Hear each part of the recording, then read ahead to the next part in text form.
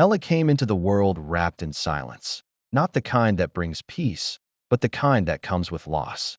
Her mother, Sarah, had always dreamed of being a mom. She prepared lullabies, decorated a little pink room, and smiled every time Ella kicked inside her.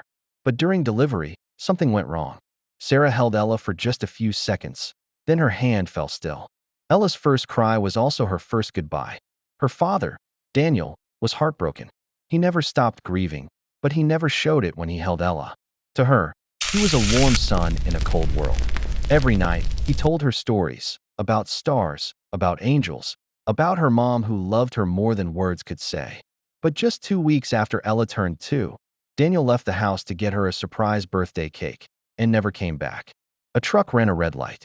The cake box was found smashed on the road. Daniel didn't survive. Ella was alone. She was handed to her stepmother, Vanessa, Daniel's second wife, who had always kept her distance. Now, with no one watching, Vanessa let her heart show, and it was cold. Ella was too young to understand why she was suddenly treated like a stranger in her own home. She was given a thin mattress in the corner of the kitchen, while Vanessa's children played with toys and wore new clothes. Ella wore hand-me-downs and cleaned the floor. Vanessa never hit her, but sometimes words are sharper than anything. Why are you crying again? Do you think anyone cares?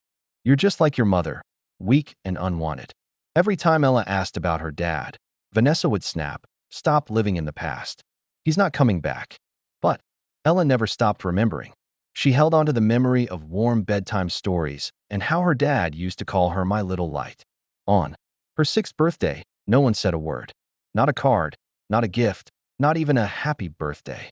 Ella sat on the cold kitchen floor and drew a small cake on a torn piece of cardboard with a dull crayon. She whispered to herself, "Happy birthday, Ella." She didn't expect anything. But that evening, as the sun was setting and the kitchen was empty, she heard a soft knock on the back door. It was Lily, the neighbor's daughter. She was about Ella's age, with curly hair and a shy smile. She held a tiny cupcake with a single candle. "I heard from my mom that today's your birthday. I saved this for you," she said, almost whispering. Ella looked at the cupcake, eyes wide with disbelief. "For me?" Lily nodded. "You don't have to be alone, you know." Tears fell from Ella's eyes, but this time, they weren't from pain. For the first time in years, she felt seen. They sat together, 2 little girls in the quiet of the kitchen, sharing a cupcake. Just one moment of kindness. But to Ella, it felt like a door had opened, a door to hope. And though her life with Vanessa didn't change overnight, something inside Ella did.